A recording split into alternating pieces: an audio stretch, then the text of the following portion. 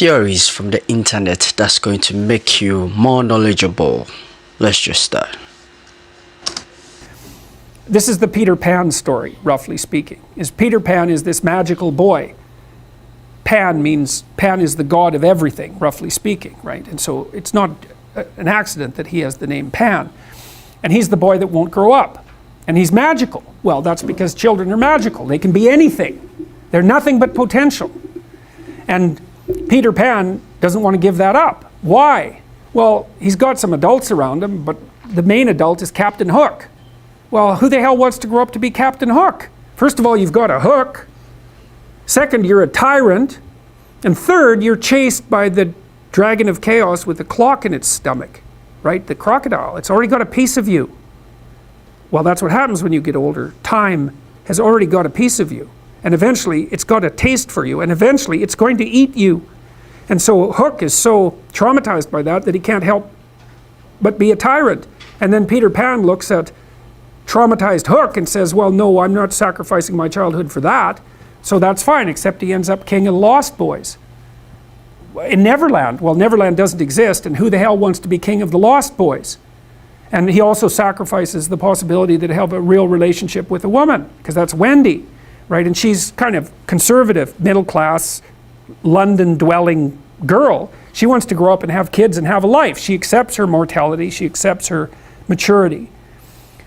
Peter Pan has to content himself with Tinkerbell. She doesn't even exist. She's like the fairy of porn.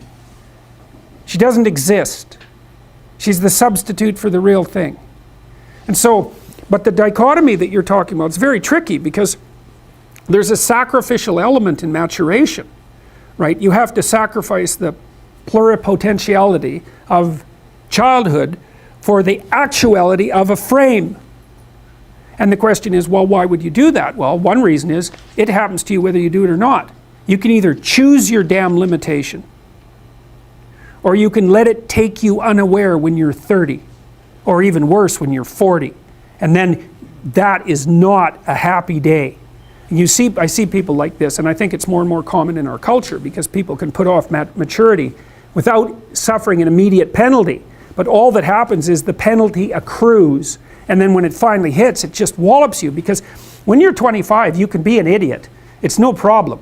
Even when you're out in a job search, it's like, well, you don't have any experience and you're kind of clueless. It's, yeah, you're young, it's no problem. That's what young people are like, but they're full of potential. Okay, well, now you're the same person at 30. It's like people aren't so thrilled about you at that point. It's like, what the hell have you been doing for the last 10 years? Well, I'm just as clueless as I was when I was 22. It's, yeah, but you're not 22. You're an old infant, right? And that's an ugly thing, an old infant. So part of the reason you choose your damn sacrifice, because the sacrifice is inevitable, but at least you get to choose it. And then there's something that's even more complex than that in some sense, is that the problem with being a child is that all you are is potential, and it's really low resolution. You could be anything, but you're not anything. So then you go and you adopt an apprenticeship, roughly speaking, and then you become something. And when you're something, that makes the world open up to you again. Like if you're a really good plumber, then you end up being far more than a plumber, right? You end up being a good employer. Not that plumbers, I'm not putting plumbers down. It's like more power to plumbers. They've saved more lives than doctors.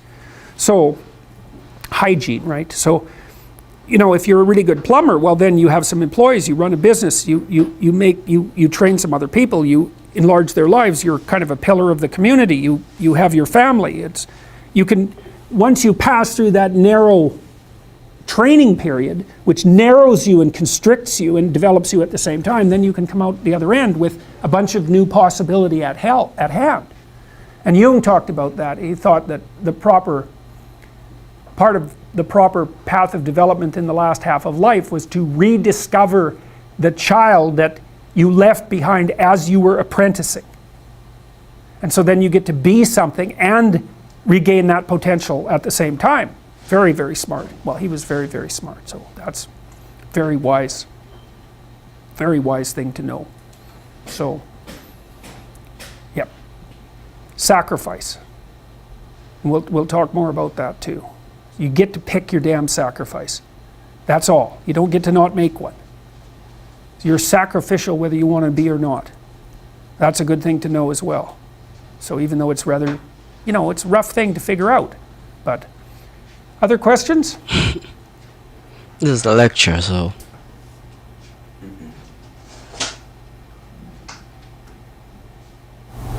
I have one if no one else. Okay. That thing you just said about noticing it more and more in people late into their 20s. Yeah. What do you think about that? Where do you think that comes from in terms of the culture we live in? I think universities facilitate it. Because you can go to university to not be something instead of going to university to be something. And it's Pleasure Island. And the price you pay for it, especially in the US, is debt. And you're enticed into it because the administrators can pick your pocket. So they rob your future self while allowing you to pretend that you have an identity. Right? Very nasty. Makes sense. And you can't declare bankruptcy with your student loans in the US. It's indentured servitude. And it's precisely Pleasure Island. It's exactly that. And so tuition fees have shot way out of control.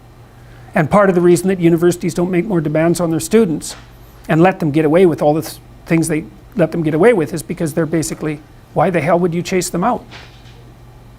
They're $100,000 or more. So they can do whatever they want as long as you get to sell them to the salt mines. Right. So, and it's not the only reason, because the other thing that's happened is that the rate of technological transformation is so fast now, and the rate of turnover of things is that it is genuinely harder for people who are, say, 18 to 20. When I was a kid, roughly speaking, the kind of rough patch for life was probably 14 to 17, something like that.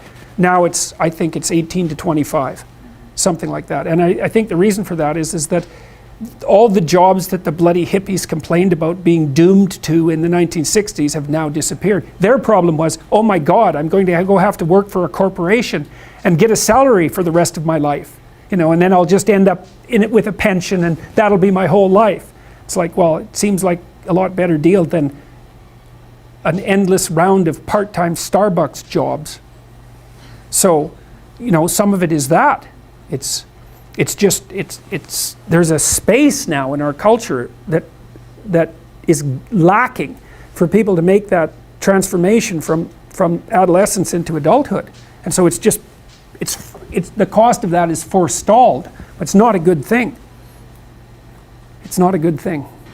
So we've come to the end of the video. This was very insightful. This was very inspiring for me to watch, and I hope it had an impact on you as well. Don't forget to like, comment and subscribe, and also share with your friends, and also click on the notification bell icon so that any video that I post, you will be the first to get it.